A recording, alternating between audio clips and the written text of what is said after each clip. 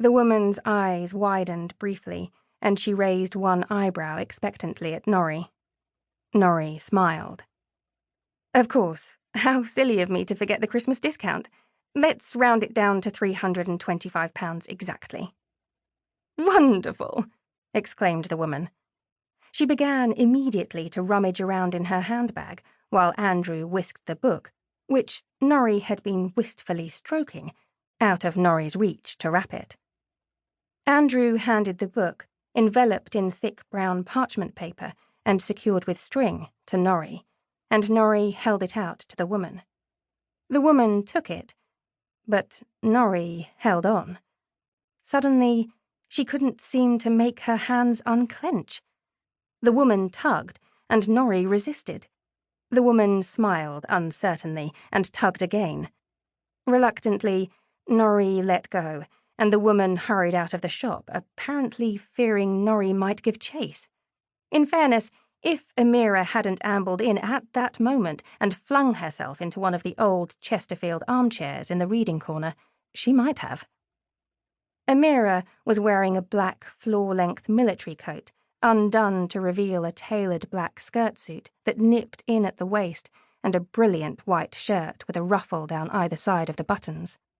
Her knee-high stilettoed black boots squeaked as she crossed her legs elegantly and settled her gaze first on Nory and then Andrew. "Hello, my darlings. Coffee's on the way." She smiled. Where Amira was tall and Marlene Dietrich sleek, Nory was 5'5" at a pinch, with decidedly Rubenesque proportions. Nory had a heart-shaped face with high cheekbones, emphasized by almost permanently rosy cheeks.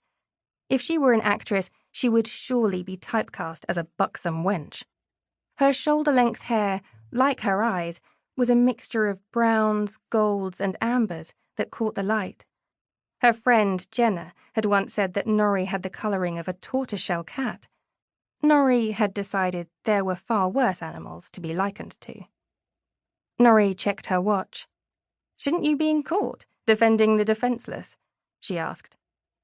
The case was adjourned until the morning. "Lucky us," said Andrew slyly. "Don't pretend you're not delighted to see me," said Amira. "Now, bring my goddaughter over here so that I can coo over her."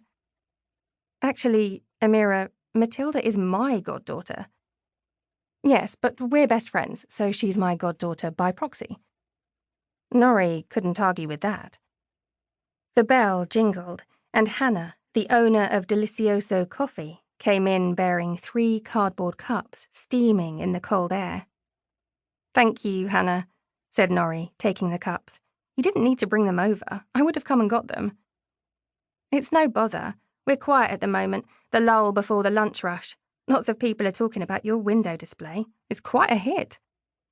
Andrew beamed. This year's Christmas window design had been his idea. A 3-foot, plump and jolly Father Christmas sat in a rocking chair, reading, his half-moon glasses slipped to the end of his nose.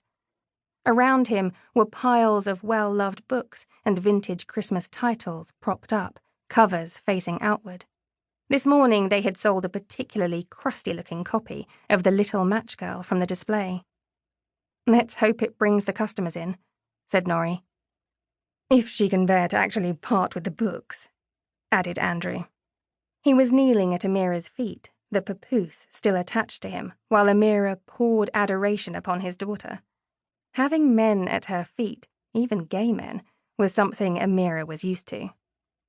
Hannah left, and Nory began searching for a book to fill the hole on the shelf left by the one just purchased.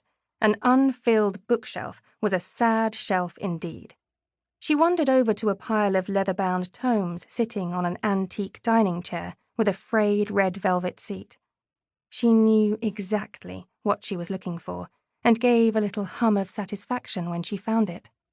A book celebrating paintings by Maria Sibylla Merian.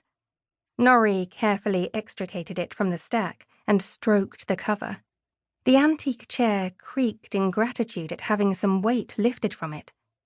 She gently opened the book and began to turn the pages, feeling a sense of deep contentment as her eyes roamed over paintings that were as familiar to her as her own face.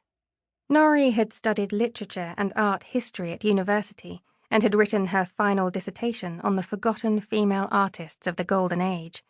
Marian's work had featured heavily.